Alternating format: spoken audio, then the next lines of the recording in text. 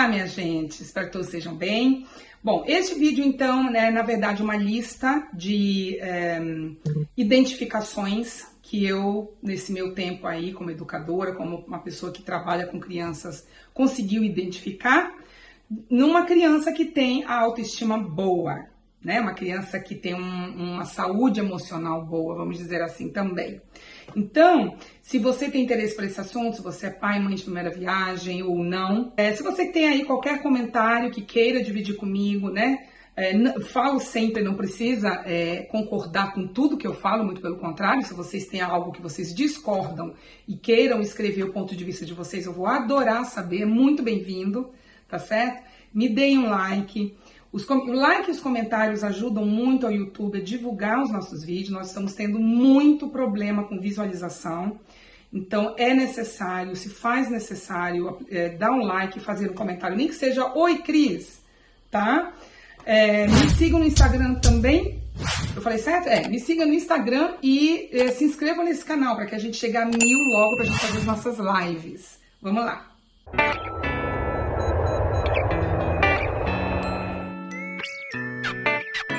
Então é assim, olha, eu pontuei aqui coisas minhas, não sei se isso está na literatura, né? Não sei se a literatura aí hoje aponta todos esses detalhes, todas essas características de uma criança que eu vi pela minha experiência e continuo vendo, que me diz, que me assegura de que essa criança está preparada para enfrentar a escolinha, preparada para enfrentar uma adolescência que não é fácil para ninguém. Não existe um ser humano que tenha passado pela adolescência de uma forma boa, saudável. A não ser que esse adolescente tenha aí um acompanhamento psicológico, né? Então vamos lá. Primeira coisa, pessoal, é assim, a criança cantando. É uma das características de que, aliás, a música, né? A arte em si, como terapia, é algo que nos mostra que uma criança, se ela está almoçando, tomando café, fazendo qualquer atividade, ela está cantando, isso é um indício de que a criança está tão bem com ela mesma, que ela está tão bem com as coisas da vida dela, que ela está tão feliz com tudo que ela tem, né? Tanto que não é fácil, gente, não são todas as crianças que cantam.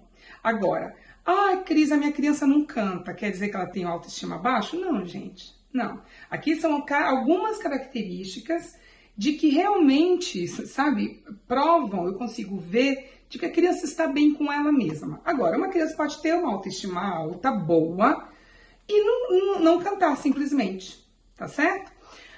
Segundo, se essa criança se alimenta bem e dorme bem, né? Normalmente uma criança, quando ela tem uma alimentação saudável, ou o máximo possível, né, que os pais possam dar, porque também a gente tem que levar em consideração as condições financeiras dos pais, a gente pode levar em consideração um monte de coisa, mas se essa criança tem uma alimentação saudável, rica em verduras e frutas, né, é uma criança e que se ela dorme bem, se ela tem pelo menos o soninho da noite direto, né? Vai dormir 8 horas todo dia numa rotininha bonitinha, acorda 5 horas da manhã, que seja 5h30, 6 horas da manhã, ainda que essa criança esteja num período dos soninhos durante o dia, e durante o dia esses soninhos não foram bons, mas ela consegue recuperar à noite, tá tudo certo, minha gente, né? As crianças, elas precisam do soninho delas, a quantidade de hora, cada idade tem a sua. Quem nos orienta isso são os médicos, não somos nós. Quando as crianças vêm para cá, bebezinhas, ou um pouquinho mais já, com 2 ou 3 aninhos, os pais já me falam quantos soninhos tem que ter, se tem um só. Existe uma orientação em idade, só que existe muitos casos extra orientação. Então, tenho hoje um menininho, gente, de 1 ano, que ele não dorme mais 2 soninhos no dia. Ele só dorme uma vez à tarde, depois do almoço. Mas como pode? Normalmente, criança com 1 aninho tem que ter pelo menos 2 ainda. Não, gente. Não, depende do desenvolvimento orgânico de cada ser humano.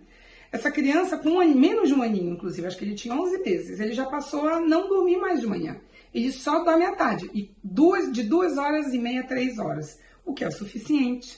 E, enfim, a gente vê que é uma criança, quando está descansada, é uma criança feliz, ele vive dando risada, é um menininho de 1 ano que é um amor, um docinho, quase não chora, chora por muito pouco, né? E tá sempre animado, tá sempre disposto, sempre ativo. Quando a criança não dorme bem à noite, a gente não vê esse tipo de coisa, gente. A gente vê muito cansaço, muita letargia, muito não querendo brincar, é bem diferente, né? Outra característica, criança expressiva, né? Uma criança com 5 ou 6 anos, eu sempre falei isso, eu vou falar sempre, vou ser repetitiva. É a minha vida, ser repetitiva com as crianças, gente, né? Então, a criança que explica, que expressa, que fala, eu adoro ouvir os pais reclamando. Ai, Cris, não para de falar dentro de mim. Yes, yes, porque...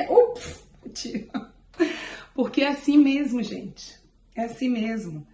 Levante a mão para o céu, agradeça se a sua criança não para de falar, né? Uma criança expressiva, uma criança segura. A criança, quando ela tem insegurança, ela não tem nem vontade de falar, porque na cabecinha dela, ela acha que tudo que ela for falar é besteira, né? Então, a gente tem que ter paciência para fazer com que essa criança saia do exagero de falar, né?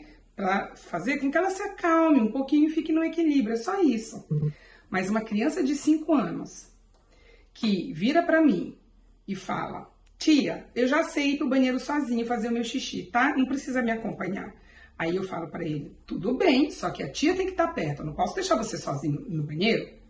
Ah, mas por quê? E se acontece alguma coisa? E se você escorrega, bate a cabeça no chão?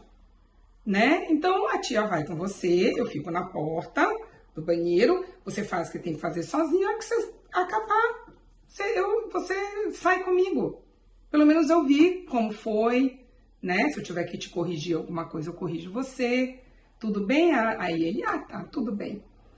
Hoje é tão bonitinho, ele fala pra mim assim: tia, eu preciso fazer xixi. Aí eu, tá bom. Mas você não vem? Você tem que vir.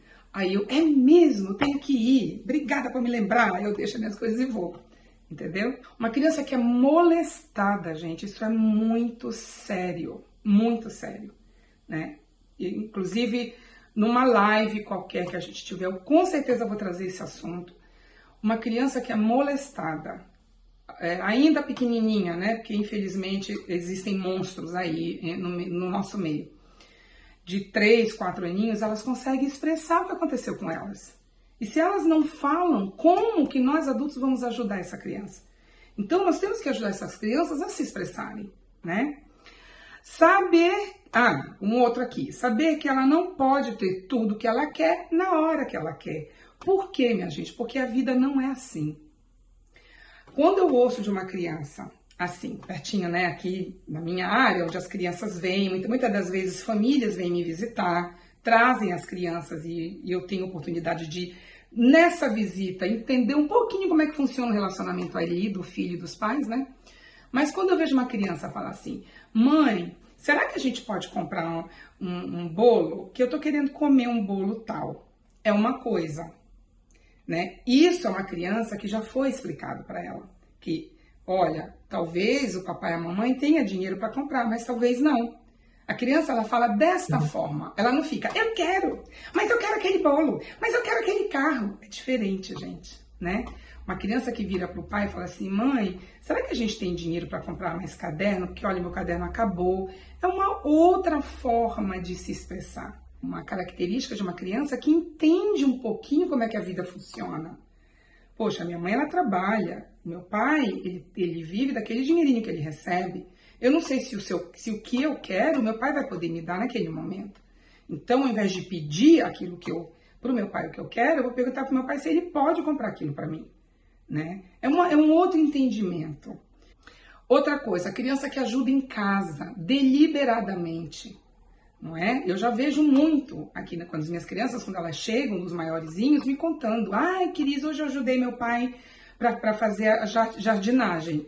Essa semana mesmo, um pai veio buscar essa minha criança de 5 anos, é um menininho. O pai virou para ele e falou assim: filho, você ajuda no jardim? O pai no jardim hoje, quando a gente chegar em casa? Aí ele: ajuda, pai, ajudo, sabe? E esse pai me conta que muitas das vezes ele sai, vai lá para trás no jardim sozinho, o filho mais velho vê e o filho se oferece: ah, pai, quero ir com você, posso? Aí vai. Porque essa criança foi estimulada. Essa criança sabe que ela tem o poder de ajudar. Gente, vocês não sabem a sensação que é para uma criança esse poder, né? Essa sensação de que elas são capazes de fazer, capazes de ajudar. Aqui, quando a gente faz as nossas atividades, toda a transição de uma atividade para qualquer outra coisa, a gente tem que arrumar os nossos brinquedos, eles têm que saber aonde colocar, cada brinquedo tem o seu lugarzinho, o lugar de colocar o sapato aqui, assim que chega na creche, antes de ir para dentro da casa, eles têm que deixar os sapatinhos deles ali, e não pode deixar o sapatinho de qualquer jeito, tem que botar bonitinho, um lado do outro, sabe? Então, isso faz com que a criança se sinta bem. Agora, o que é que faz isso ser reforçado na cabeça delas? O nosso estímulo, a nossa motivação de dizer sempre: obrigada por ter colocado o sapatinho ali, você colocou o sapatinho do jeito que a Cris gosta, muito obrigado. Ou então eu falo do jeito que deve ser, né? Porque daí ele passa a fazer isso em casa também. A criança sabendo que ela é ouvida, né? Aqui, muitas coisas que eu sei que está acontecendo na família, muitas das vezes eu não divido com os pais. Muitas das vezes os pais não sabem o que as crianças me contam e que eu sei. E, obviamente, que eu também corro o risco de a criança contar coisas para o pai e para a mãe que os pais não contam para mim, né? Eu entendo perfeitamente que isso é um serviço de mão dupla. Então, principalmente pai e mãe de primeira viagem, conversem com seus filhos para que vocês estejam atentos a tudo que acontece com essa criança. Quanto mais ela se sentir à vontade para conversar, agora, uma criança vai se sentir à vontade de contar tudo para você, de que forma? Sendo você uma pessoa impaciente, uma pessoa grosseira, uma pessoa que toda hora vira e fala: ah, não quero papo agora, depois que eu estou ocupado. Não. Uma criança, ela vai começar a abrir coisas quando ela sabe que a hora que ela te chamar, você vai parar tudo que você está fazendo para ouvir aquela criança. Só que ela só vai ter esse sentimento se ela praticar, né? Então, independentemente se for a coisa mais boba, uma criança me chama: Cris, vamos conversar, eu quero te contar um negócio. Eu falo: só um minutinho que a tia já vai. Quando eu vou falar com elas, eu paro tudo que eu estou fazendo para ouvir. E, sendo coisa boba ou sendo coisas importantes, eu trato com a maior seriedade da mesma forma. Então, eles sabem que eles podem vir e falar o que eles quiserem comigo. E, por último, gente, aquela criança que entende sobre a tristeza. Tristeza e frustração, eu sempre falei nos outros vídeos sobre isso, nós vamos ter sempre na nossa vida, né? E é justamente tendo a tristeza e a frustração na nossa vida é que a gente identifica a felicidade. E que a gente valoriza os momentos de felicidade. Então, a criança que entende que se ela está triste, é errado? Não, é certíssimo. É muito válido. A gente tem que respeitar a tristeza da criança. A gente tem que fazer com que ela fique naquela tristeza por muito tempo? Claro que não, né? Mas que ela entenda e que ela saiba que ela sozinha pode sair dessa situação, né? Uma brincadeira muito engraçada pode tirar a criança dessa tristeza. Então, a gente explica para a criança: olha, eu também estou triste, então vamos fazer uma coisa, vamos fazer uma coisa nós dois, vamos cantar a musiquinha do Old MacDonald, que é uma musiquinha que a gente tem aqui. É assim que a gente tem que agir. Todo dia um pouquinho, todo dia uma coisinha, é um serviço de formiguinha. E que quando eles chegarem com os 5 aninhos, que saírem da creche e irem para a escola, qualquer coisa que acontecer lá, eles vão falar para o pai e para a mãe. Isso, com certeza, tá bom? Então é isso, espero que vocês tenham gostado. Escrevam aí qualquer coisa que vocês queiram e a gente se vê no próximo vídeo, então. Um beijo, pessoal. Tchau!